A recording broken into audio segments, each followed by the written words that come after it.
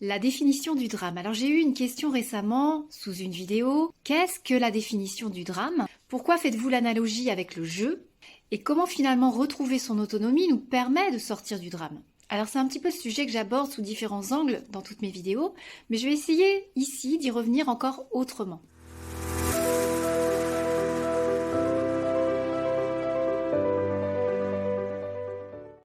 Alors bienvenue sur ma chaîne, pour ceux qui ne me connaissent pas, je m'appelle Karine, je suis écrivain, coach mental et spirituel et je vous accompagne à vous retrouver pour réaliser qui vous êtes et réaliser tous vos rêves.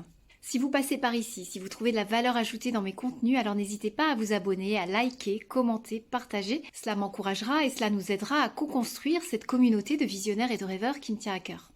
Alors dans un premier temps, c'est quoi la définition du drame? J'ai envie de dire la définition littéraire, littéralement. Le drame, c'est un événement ou une série d'événements tragiques. Et je rajouterais volontiers tout au moins que l'on perçoit comme étant tragique, selon l'angle de vision que l'on en a.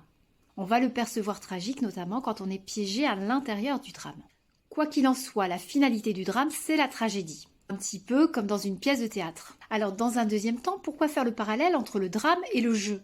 Eh bien vous l'avez compris, on est dans la pièce de théâtre. Que ce soit une pièce de théâtre ou que ce soit la vraie vie entre guillemets, le drame nécessite 3 catégories de rôles. C'est un petit peu comme si on distribuait les cartes. Je l'aborde régulièrement dans mes vidéos. J'ai la carte de la victime, j'ai la carte du bourreau, j'ai la carte du sauveur. J'ai 3 cartes. Sans ces 3 rôles, sans ces 3 cartes, il n'y a pas de drame possible. Donc il n'y a pas de jeu possible. Et c'est exactement ce que propose une pièce de théâtre.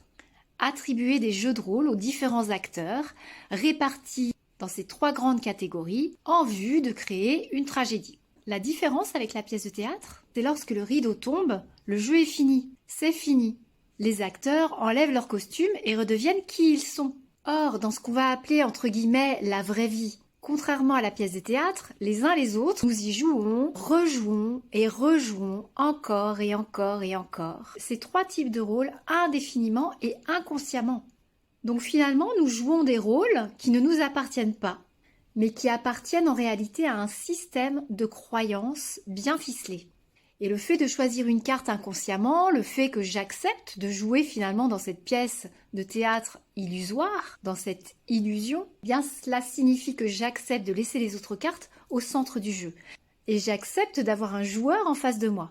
Souvent, ce rôle que nous nous attribuons, cette carte que nous choisissons, c'est un costume, un peu comme le costume de l'acteur. Et ce costume nous est transmis inconsciemment de génération en génération, par, comme je le disais, ce système de croyances bien ficelé. Et donc, au fur et à mesure du temps, on a prolongé comme ça, inconsciemment, la croyance, les croyances de nos lignées, en répétant encore et encore et encore ce qu'elles nous ont transmis.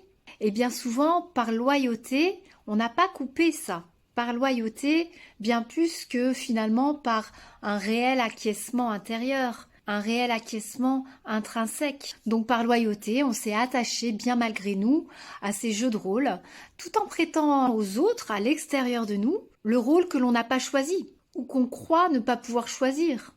Or, que ce soit le bourreau, la victime, le sauveur, ce ne sont que des rôles qui ne nous appartiennent pas et qui n'appartiennent pas à l'autre. Ce rôle qu'on attribue à l'autre ne lui appartient pas en réalité, c'est simplement nous qui lui offrons cette carte quelque part.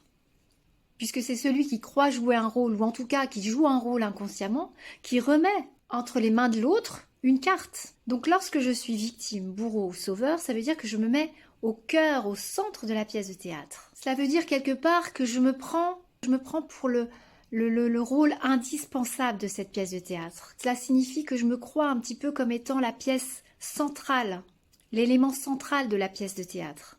Sans moi, tout s'effondre. Donc, quelque part, je me crois plus fort ou moins fort que la vie. Certains, étant victimes, vont se dire « je suis moins fort, je suis faible, je suis moins fort que la vie, alors j'ai besoin d'un sauveur. » Ou alors j'ai besoin d'un parent pour m'accorder cette autonomie que je ne prends pas moi-même. Et dès lors que vous pensez comme ça, alors vous n'êtes plus en vie, vous êtes en survie. Vous vous êtes enfermé peu à peu dans la pièce de théâtre et bien malgré vous, vous êtes coupé de la vie. Donc troisièmement, reprendre son autonomie, qu'est-ce que ça veut dire? Et je le dis souvent dans mes vidéos, ça veut dire 1. Commencez par voir le jeu dans votre vie. Identifiez la pièce de théâtre, identifiez le rôle que vous vous attribuez. Identifiez ce rôle que vous jouez encore et encore et encore. Identifiez ce bourreau que vous accusez à l'extérieur, en permanence.